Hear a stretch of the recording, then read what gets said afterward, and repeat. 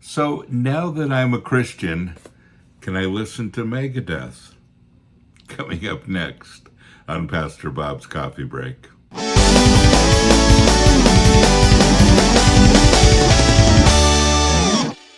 Having a little coffee this morning in our mug of the month.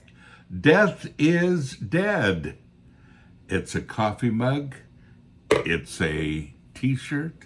It's a poster. It's awesome. And we have, as you see behind me, a whole lot of mugs. You ought to look through them. And while you're looking, find our coffee, because you need something to go in that mug. Here is our hardcore blend. If you like dark coffee and you're a true metalhead, this is the one for you. So we have this, and we have our lighter blend too that's called melodic, but the hardcore is so good and rich and smooth. You'll like it.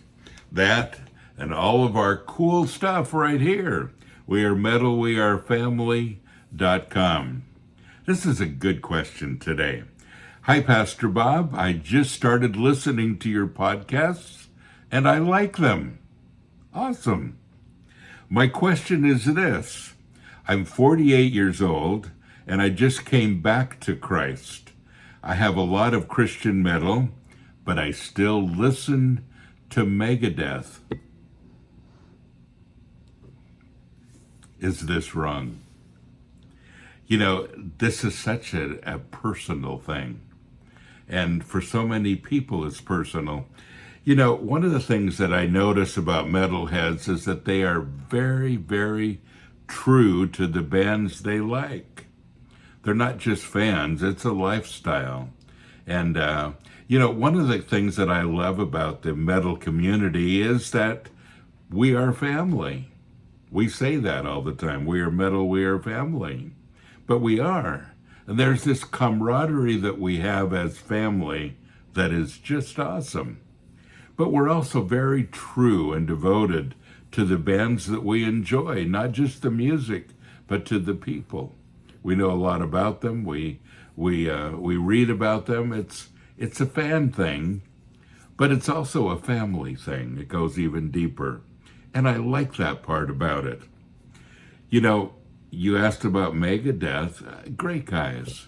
And, you know, David Ellefson, the old twice now bass player for Megadeth, actually endorsed my Seriously book when it came out. I appreciated him doing that. He enjoyed the book. And, you know, I have great friends in a lot of bands that are secular. What do you do with that? Excuse me. And do we just write them off because it's a secular band? And what about, like Dave, what about Christians who are in a so-called secular band? As Dave Mustaine is, as, you know, many Christians that are in popular bands these days. Does it mean that since they're a Christian, I can listen to them, and if they're not, I can't? And, you know, once again, your question is really one of personal preference. And it's really this: what is right for you? Now, some people say, well, if you listen to that music, it's going to send you to hell. Well, that's not necessarily true. Some people say, well, you can't listen to anything secular because it's all satanic. Well, that's not true either. There is satanic secular music, and I wouldn't recommend it. To say that Megadeth is a satanic secular band, well, I don't think that's true either. So what is right for you? Well, you know, we go through life making choices. And we have to have a foundation for those choices. How do I come up with the choices that I make? How do I live the lifestyle that I'm living? How do I decide what that lifestyle ought to be? It's a good question, isn't it? And when I'm asking that, I have to have a foundation for living. You know, in the Psalms. And once again, this is a great passage of Scripture, Psalm 51, starting with verse 10. You know, David has just been caught in some sin. You know, he is really guilty. He not only had an affair with Bathsheba, but he basically had her husband killed. Yeah. So a prophet comes to him and he says, I know what you did.